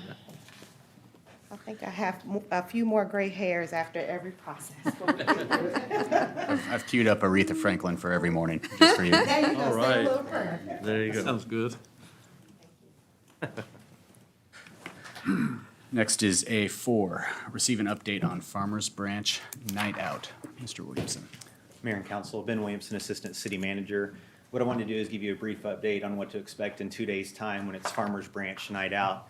And so it's a fantastic event. We first rolled this out in 2018, redid it in 2019, very successful. 2020, COVID happened, so we weren't having these events. Typically, we try and do this event in April, so it's not July heat. But here we are, and started seeing the environment change, and there's an opportunity to have this event. It was very well received. But there's also new faces in council, so we want to make sure you know what to expect and how this event's going to move forward. It changes just a little bit each year. On the right, you'll see the flyer. And so what's great about this event is it's spread out across the city. We try and spread it out because the whole theme is we really want to celebrate Farmers Branch. There's a lot of positivity going on in the community, a lot of things to be proud of, a lot of successes that you as the council have helped guide. And so we want you to be able to talk with the residents about them. You're the most familiar with many of the projects that are here because you've approved them. And so it's an opportunity to talk to the residents about these projects, why they're so important, and why it's great to be proud of living in Farmers Branch. So when we say not a typical town hall, there's not a microphone. So it's going to be set up with informational boards that talk about the biggest topics of interest in the community. And then you also look at the locations are strategic as well. Each of you has been stationed at a different location at each of the facilities that's either been remodeled, renovated, or is a new building. And with the lapse in the years, we've got 4 locations, and we'll go through those in just a moment. The event is not weather dependent, so they're each at a facility. We will move forward no matter what. Weather does look good. It's designed to be come and go. There's not a set agenda where it starts right at 6, and then at 6:10 this happens, at 6:15 this happens. We let human nature have full effect, which is when people show up, we meet them, and you'll be fully supported by staff. And we also include food at these events. The reason for having food at the events is it kind of makes it fun. Each location has a different food theme, and we'll go through those as well. And then, again, city staff, but the tours, and a huge emphasis on social media, which we'll talk about as we go through this a little bit more. So, marketing, we ask for everyone's help. Please get the word out about the event. The event is going to be successful. Social media, city manager's report, email, youth advisory council. Had a whole meeting with them. They really gave us some great pointers on how to successfully use social media, and we'll talk a little bit more about that and how this is all going to come together. But they were a great source of information, great ideas, and really taught us a lot about how all this works. So, social media. The hashtag is FB Night Out, and we're going to be using Facebook or Instagram, so that's the tag on there. There's going to be props everywhere. So have you ever been to the, during COVID, you saw the birthday signs, like celebrating a birthday, but there really wasn't an event? Each of the locations has those signs. Each of the locations has picture frames, multiple picture frames. There's going to be balloons. There's going to be lots of opportunities for folks to have fun, post pictures, catch selfies with you all if you're willing. And then how do we incentivize folks to be part of this and tell the story through social media? Because it's a challenge for any organization, especially governments, is we put a drawing together. So as they start posting, they're going to be entered into a drawing. And so we also want to support our Farmers Branch restaurants. Those drawings, the 10 people will win a $50 gift card to a Farmers Branch restaurant of his or her choice. So that's a great prize. The mayor has graciously agreed to be the grand prize winner. We'll take a party of 4 to lunch, dinner, Farmers Branch, also again celebrating the event. But we're hoping to see if we can start leveraging social media to help tell the story of Farmers Branch more effectively. Different than our standard, we've got a lot of great stuff going on, but how do we get our residents to tell our story and help us talk about the journey? So what are the topics? Recently opened businesses. That's something that's been talked about in every resident satisfaction survey for the last 15 years. More places to shop, more places to eat, more things to do. So it's going to talk about what's been opened. It's also going to talk about what to expect in the near future. You have more restaurants about to open up. Let's be excited about those. Let's talk about those restaurants, help support them and make sure they're successful. Trails are a constant theme. And so we have 3 different boards that'll go together at this event talking about trails, and an event for a writing event with the mayor as well. See, Click, Fix is a big one on here. So that was talked about briefly with Leo. It's in rapid integration right now. Our Innovation and Technology Department Director, Mark Samuels, is leading the charge for us. There's meetings every week essentially on this as they're beginning the integration, because you can't just, hey, we're going to use this app. The app has to be able to talk to our systems to work to create the workflows. So it is rapidly moving forward. We hope to have something to bring to you in the near future. But essentially what it does is everything we talked about with code enforcement. If you see a code concern, you can now report that concern through an app, and it'll enter the workflow immediately. But it doesn't just stop with code enforcement. If you have something with public works, a pothole, a light pole, it'll route that as well. Animal services and sustainability, parks, any concerns you have, you're like, well, where does this go? The app's going to determine that for you and ensure whoever enters the concern. Councilman Williams, you talked about, I do a lot of code enforcement. This is going to be your best friend, because it's going to say, hey, this is the best way to get an answer, because the system's going to automate a workflow process to where it's going to instantly say, hey, thank you for reaching out to the City of Farmers Branch. We've received your concern, and within this amount of time, somebody from the city is going to reach back to you, and we're going to help address that concern. So it allows us to do full circle, but it creates that automated workflow. You can still go on the website, but it creates, and it geotags everything, so it takes it and makes it simple. So we're excited to have this. It's coming soon. It'll be here in the near future. So we're excited to have that to help augment our code enforcement processes and also help teach our residents as well, because it'll allow us to follow back up with our residents. Another app that's already in deployment, the library has a new app. So it allows you to access our e-resources online, and in the near future, it'll allow you to check out books from your phone. So that's something we're really excited to have. So these are all the things we're talking about coming up. And the other big one, the 2021 Resident Satisfaction Survey. Previous iterations of the Resident Satisfaction Survey, it was 45 minutes long, 50 questions. It was a monster survey. The new surveys aligned to the National Community Survey, which is going to benchmark across the entire United States. It's got a lot less questions, a lot more meaningful questions that are tied to best practices, and it's going to use, they have a data scientist assigned to our city that's helping us figure out how the mailers will work, how the survey will work, and we're expected to see that launch in August. So that is coming soon. We just want our residents to know, hey, there's a new community survey coming.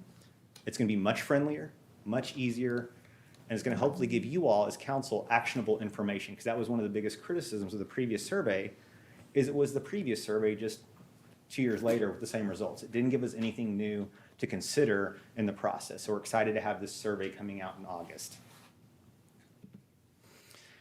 So the organization, District 1, Keenan Service Center. We're gonna have Kevin Minchow over there taking the lead for you. There's some unique challenges with this location, but Kevin's addressing those. We hope to have a lot of folks, but this isn't typically a public-facing building, so it's a neat opportunity to highlight this building and what it allows us to do and function as a city. And because we have social media involved, there will be youth council members at each location to help, because I'm not the best help with social media, as I learned during that meeting, but the children on the youth council were fantastic, and they are excited to where they even asked for costumes, but we just weren't able to make that work out. But there will be props, and they will be definitely engaging. Y'all have met them. They are fun. They're energetic. They're going to encourage our folks to participate in the process. And you'll have my cupcake garden there, so that'll be a fun event as well. Districts 2 and 5, with 4 locations, we had to pair 2 together. And so this will be the Mansky Library. So we have Councilman Driscoll, Councilman Merritt. You're going to have Emily Derrick and Morgan Merritt there as well to kind of represent the youth council. And then we have Aloha Shave Ice. That was recent. That was to be determined in your packet. We were able to confirm them a Friday of last week as the vendor that will be there to support the event. Again, remodeled building, youth council will be there. Lots of things to show off and be proud of at the library. Recreation Center. Fantastic building, fantastic renovation, a lot to be excited about. They've already had their ribbon cutting, but we want to keep the energy up and keep the focus on that building. So Councilman Williams, you'll have this location. You'll be supported by the Recreation Center staff and Fletcher's Corny Dogs. Serving the worst food at the rec center. You've earned it at that point. That's how we got this marketing going. Move it to the fire station. That's corn dogs in the market. You know, you had a great workout. Yeah. Here's your reward. I want to see the metrics on that. I'm the takers there. Oh, man, That'd be I'm great. jealous. And I have it on good authority that Charles will definitely make this pit stop based on what's Go being to that served. one. Oh, yes. Going to your house after this. You're saving me a corny dog. Yeah, that's exactly right. So everybody's excited about the Corny Dogs. all They're end up there. fantastic. It's going to be a good event as well. And the final location, District 4, Fire Station number 2, Chief Argus is going to lead that event for us. And you see the C-Click Fix apps. You'll see the informational board on there. And again, another great dessert, Blackberry Winter Creamery. They're the ones that serve the custom-made ice cream that's really popular with our residents. They did a National Night Out event in District 1 over there in the apartments. And so it's a great vendor, great location as well. And again, it's a building that's been open for a little bit, but we haven't had the opportunity to celebrate it because of COVID. So we want the public to see this building. It does have a community room. But again, each location, they're going to try and show off these facilities. As residents come in, staff's there to support you. They'll be making sure the residents get an opportunity to see those facilities. But it's truly an opportunity for you all to have a conversation with your team members and with the residents. And other than that, it's going to be here in 2 days, and we're ready. And just make sure, do y'all have any questions, concerns? Yeah, Ben, I just have a couple of questions. Can we get these images sent to us digitally? Absolutely. So that we can share that through social media rather than just sharing the event? So especially like for Instagram, it's better for us to actually have the little images, the little JPEGs. Absolutely. So So the that- informational boards and the Yeah. flyers as well. Yeah, the Flyers. flyer, what I really want, because this one's gonna be too big on Instagram, but this one would be perfect. Absolutely. The little short one, with the little highlight, that would be, we can put that on stories real easy and add some cutesy. Yeah, that's what I was gonna ask. And if we can make that one, remove the enter to win and just make the top part Okay. into a JPEG, that would help, because that would fit into our social media platforms better. And then the only other thing that I had, on that 2021 resident satisfaction survey, will we have that available online as well? At first, so it's two-part. It's a new company that's running the survey for us. So at first, they're going to do a strategic mailing, Okay. so where it doesn't just go to every home. And so the survey's going to run in 2 phases. In August, the mailers will go out for Okay. targeted residents to participate. Then the survey will open up in September to the entire community. But they want to see how folks that are asked to respond in a targeted basis versus those that want to respond if it's just completely open. So Okay. 2 different sets of metrics, but yes, we will Okay. have all that available. And you'll have the link, I assume, on everything, all of the Once it goes live, newsletters it will and go out everywhere. everywhere. Okay. Everywhere. Great. But just letting them know it is coming, and we're excited to hear what our residents have to say, because it's a new survey, and that's the biggest difference. It's not the same old survey, because before it was brutal, I won't lie. It was a lot of questions, and then you all would get a presentation that was 30 slides long of all the data, and then you're like, it's this, or we know this, you know? So what's something new you can tell us? And so that's what we're looking for with this. And it's got a lot of neat, unique questions on it, and they're finalizing it for us as we speak. Perfect. I'm really excited about that and the C-click fix altogether. So I think it's gonna be a great event. So I appreciate all your hard work on putting it together for us. It's going to be fun. So I have to give all credit to the different location coordinators. They're the ones making it successful. So they're the ones coordinating everything on site. It's really decentralized, and they've done all the work to make sure it's ready. So Well, whoever chose Rec Center for corny dogs, like they're extra special. I think we'll all end up at the rec center at the end of the night. And I have a suggestion. who picked the corn dogs, Charles? Sorry. Corn dogs for everybody. No, I have a suggestion, and this may be something, obviously we can't do it this year, but for next year, especially using maybe either the Mansky Library or the Recreation Center, finding a way to figure out the preferred language of its patrons, because those are the 2 that I know a lot of our monolingual families use. Having one of those next year have a Spanish option, and maybe putting them in 2 separate areas, either at the Recreation Center or at the Mansky Library, and trying to find a way over the next year to figure out which area or which location has the most patrons that are monolinguals, because that way we could target the communication to them, to at least have one of them, to have that option. So anyways, that's just a suggestion for next year. But other than that, I think it's great. I'm excited about it. Absolutely. We'll definitely incorporate that feedback for next year. Anyone else? No? Ben, Excited. Deem? Thanks for the work. Looking forward to it. Next is A5, receive an update on the purpose of the Sustainability Committee and Rooftop Solar Projects.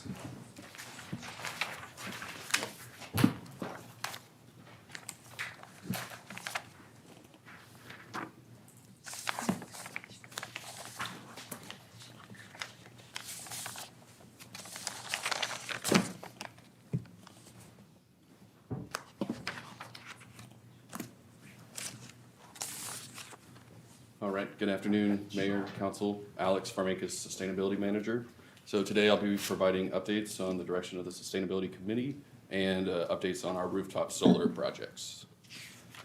So background on the Sustainability Committee, especially since we have some new council members. It was established in 2016 and sunset in 2020. When I was brought on staff late last year, this was one of the items of interest. So council approved in April a resolution to reestablish this committee. So the committee will begin meeting in August, and per that resolution, after our first meeting, council will actually select the committee chair. So with the committee, we've taken a number of steps to address some of the challenges that the former committee had.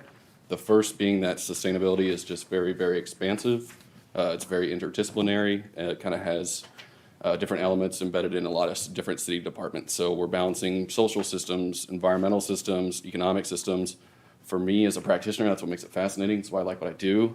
For others, it can be very, very overwhelming. So we're really trying to narrow this focus within the committee. That way it can be a little bit more effective. So I've been kind of attending some of the other committees already involved in the City of Farmers Branch, alongside learning from other cities that operate a very similar type of sustainability group. And then just some of my experience with resident volunteer groups on sustainability planning and corporate sustainability facilitations. So kind of diving into that, within the committee, some of the first things that they'll do, I mentioned narrowing the scope, is to review and provide feedback on the sustainability plan So this plan is in draft form. It has these 6 focus areas that were already predetermined. All of these focus areas have different actions that are associated with that. The committee, one of their first things will be to go through that draft plan, provide feedback and review for us prior to that being presented to the council. So as we're moving forward, they're going to be getting research that's consistent with this framework, focused on this plan for future council consideration. So with all of that, our goal is to leverage the members' lived experience in Farmers Branch to help guide our strategies as a city, and that aligns with critical business outcome 7. So I will switch gears here now onto the second update, which is our solar project background. Last year, council unanimously adopted an ordinance to provide $1,286,000 in funding for solar installations at Mansky Library, the Recreation Center, and Fire Station number 2. So the final cost of these installations was $267,000, roughly under the budget amount in that ordinance. And as was mentioned earlier, there's currently a change order underway at the library to add additional panels. That's photo on the right is at the rec center. So these came online earlier this year. So as of the beginning of the month, so a couple weeks ago, they've already produced 260,000 kilowatt hours, which equates to about 27,000 plus in avoided electricity costs. From an emissions or environmental perspective, that's 110 metric tons of CO2, as carbon dioxide equivalent, that has been avoided.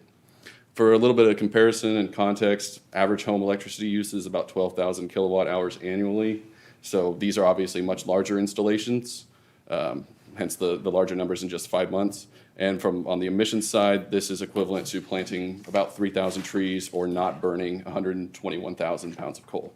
So from an environmental perspective, it's very, very impactful. A little bit further update. So there is an opportunity to use the remaining funding to install additional solar infrastructure at another city site.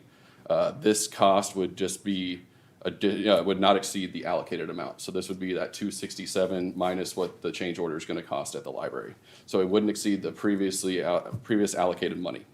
Our most likely target would be the natatorium based on our solar feasibility study. That has an estimated production of about 95,000 kilowatt hours per year based on the study. It's very similar in size to the installation that's at Fire Station number 2.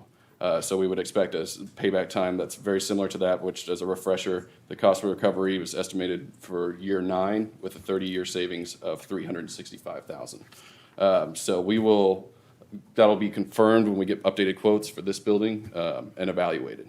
And so this kind of provides the background into agenda item I-9 on the consent agenda, which authorizes the city manager to approve solar installations on city facilities. Essentially, that's just amending the scope of this current contract. So if approved, that will allow the city to use the remaining already allocated funds to increase our renewable footprint. So, if there's any questions? Thank you very much for the presentation. Councilmember Driscoll, any questions? I don't have any questions. I went through this. I'd just like to compliment you. I know you've not been here long, but I appreciate you hitting the ground running, and I'm very excited about this project and getting this sustainability committee back in action, and look forward to the future. And it looks like, from the numbers you put out there, it's not going to be just a financial benefit for the city longer term, but also cutting down on the CO2 emissions and things like that. And as you mentioned, this is far more impactful on larger, commercial buildings, civic buildings, than on individual residences. So I'm excited about it. Wonderful. Councilmember Merritt. Yeah, thank you. Again, thank you for your presentation, and I'm excited too, along with Councilman Driscoll, of the opportunities, obviously, of reinstantiating the Sustainability Committee and having it focused on the areas that you've outlined that are in the draft proposal and the policy, or plan, excuse me, I'll get it right, the plan. And looking forward to all of the improvements related to the solar project and spending the monies that we have available to improve our situation across the city. So thank you so much. Councilmember Lynn. Thank you, Alex. So I have a question for you, not so much about solar, but it is sustainability. And that is the water conservation kits that we ordered a couple years back. Mm-hmm. So if you could, at your convenience, recap that program with us in terms of the cost for the number of kits ordered. I believe we ordered 10,000 5,000, it could have been 5,000, I'm not sure. But the number of kits ordered, cost, the number of kits that we have as of today, and then what is our strategy for distributing those kits to Farmers Branch residents moving forward? In the past, we gave away kits to school children, some of which didn't even live in Farmers Branch, and others who didn't even live in Farmers Branch. So I want to make sure that what we've invested in stays in the city. Shane, do you have the numbers for? Yeah, just start skewing here for the numbers. So we did not order 10,000. I know this was in the budget, but from the staff perspective, we cut that way back. Okay. If I remember right, it's either 500 or 1,000 is all we ordered. Okay. Just to see if we could, one, what the real demand was. Out of concern, yeah. Plus, where's I gonna store 10,000 kits? We had no place to store that many. Okay. So if it's Maybe it was off, $10,000, I think. maybe that was the That's budget, what it but, yeah, in terms of number, it was much higher than what was proposed to y'all, but we cut the scale way back. One, just wanted to see as a staff, what was the demand really gonna be? And so thankfully, we did that. I think the remaining kits are still in Alex's office at the moment. We've probably got 2 boxes left. I think they hold 44 piece or about 88 kits left. Okay. Okay, so we can tell residents that they're still available for Yes, some serve. Yes, we're Okay. trying to find ways to slowly divvy those out if we can. All right, thank you. Do we want to give away 88 at Neighborhood Night Out? Seems That was like, an idea. We can take it with us and. like a good idea. Yeah. So let's offload. Clean out Order Alex. kit I think it's a and good idea. Get a corn dog, get a Corn new dog, shower right. head. It's available. Hey, why not a cupcake, Tracy? Why not a cupcake? Nice.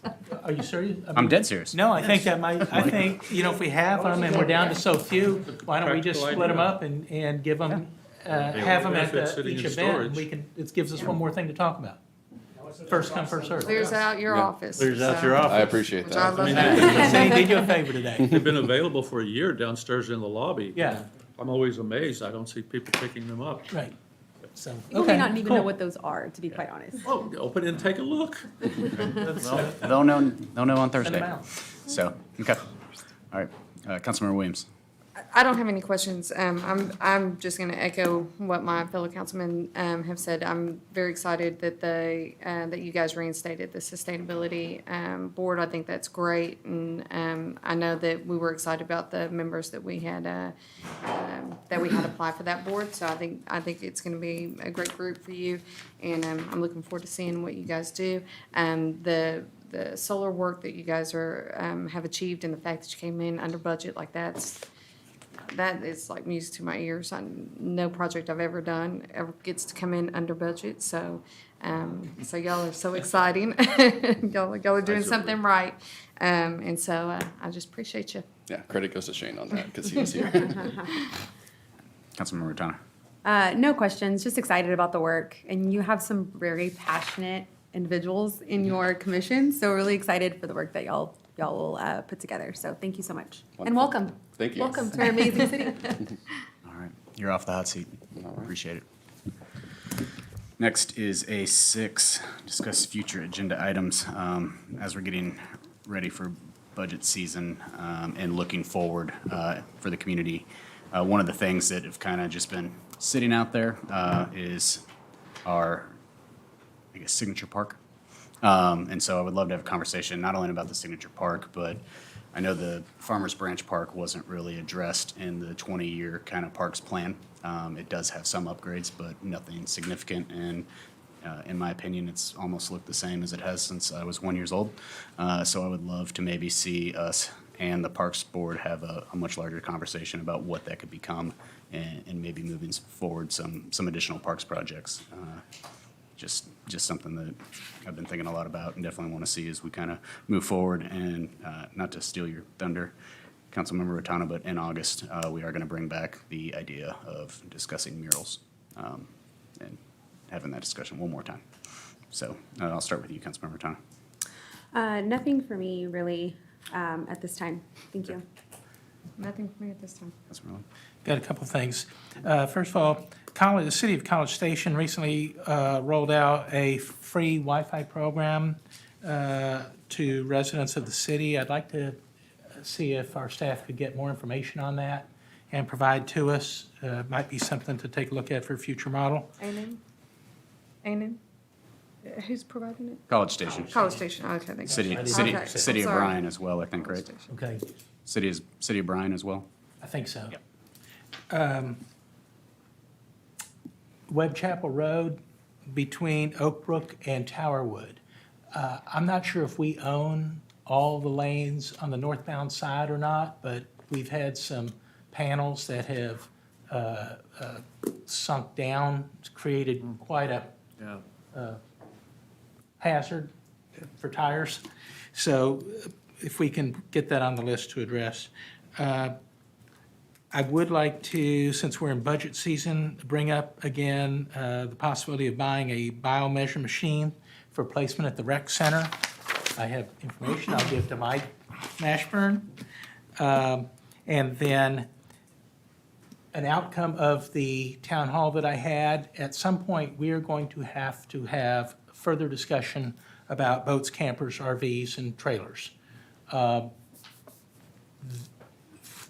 In 1997, 1998, 4 times during that time period, councils tried to craft resolution. Times have changed. And I think that we need to take a look at that now because we have so many people that have them and so many people that have issues with placement. So if we can do that, that'd be great. Councilmember Merritt? I don't have anything to add. I do want to go back to, I had made mention before of a discussion of the communication plan. And when I went through what we had on the list of future items, I didn't see that there, so I'll just bring that back. Charles, you and I, we spoke, I think this would be something we could discuss at a retreat setting potentially. If not, we could have it at some other point. But I want to really make sure, we talked about it on several items today, about communication and how we get that information out. I'd like to have a holistic discussion. I've had an opportunity to talk to Jeff Brady to see what he has ideas. You have ideas as well, Councilman Rotana, related to getting to perhaps unserved elements of our community. So we need to look at how we're addressing that and then how we're communicating amongst ourselves as council. That was one of the aspects. So just like to reiterate that and bring that back as potential retreat topic. Thank you. Councilmember Driscoll? I don't have any new items. Okay, thank you. All right, I'm going ahead and read an executive session. Council may convene into a closed executive session pursuant to Section 551.072 of the Texas Government Code to deliberate regarding, discuss the purchase, exchange, lease, or sale of real property north of Farmers Branch Lane, south of Firewood, east of I-35, and west of Josie Lane. We will recess and reconvene. The time is 4:52.